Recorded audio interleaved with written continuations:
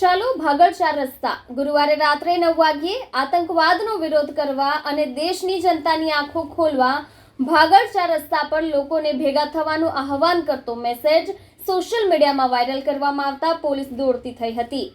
ભાઈ નંબર 1 નામના ગ્રુપમાં આ પ્રકારનું લખાણ લખનાર કૃણાલ શાહનો પોલીસે સંપર્ક કરતા તેણે નવો વિડીયો બનાવીને લોકોને ભાગળ પર નહીં ભેગા થવા અપીલ કરી હતી। કાશ્મીરમાં આતંકવાદી હુમલાને લઈ દેશભરમાં આક્રોશ અને આઘાતની લાગણી જન્મી છે। આતંકવાદ સામે ભારોભાર નફરતની લાગણી દેશવાસીઓમાં ફેલાઈ છે।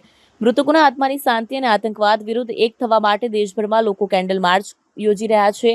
તે સાથે આતંકવાદી અને તેમને સમર્થન આપનાર લોકો અને તેવા દેશને કડક સબક શીખવાડવાની માંગણી પણ કરાઈ રહી છે। ત્યારે સોશિયલ મીડિયા પર મેસેજ વાયરલ થયો હતો। જે મેસેજ વાયરલ થયો હતો તેમાં લખાયું હતું કે ક્યાં છે એ માણસો જે ક્રિકેટમાં જીત્યા પછી તિરંગો લઈ નાચવા કૂદવા ભાગળ જાય છે। પહેલગામમાં આપણા ભાઈઓ સાથે થયું, એનાથી આપણું લોહી ઉકળવું જોઈએ। આપણા દેશની અને દેશની જનતાની આંખો ખોલવા ચાલો ભાગળ ચાર રસ્તા।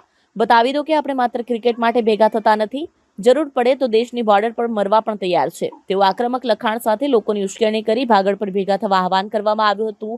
કોઈ પણ પ્રકારની પરવાનગી વિના ફરતો કરાયેલો મેસેજને લઈ પોલીસ સતર્ક બની હતી।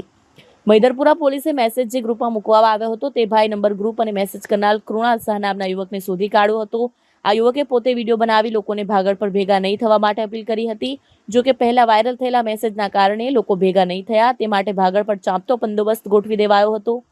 જો કે વાયરલ મેસેજ એકબીજા લોકોને પહોંચી જતા પોલીસે તકેદારીના ભાગરૂપે ભાગળ પર ચાંપતો બંદોબસ્ત મૂકી દીધો હતો।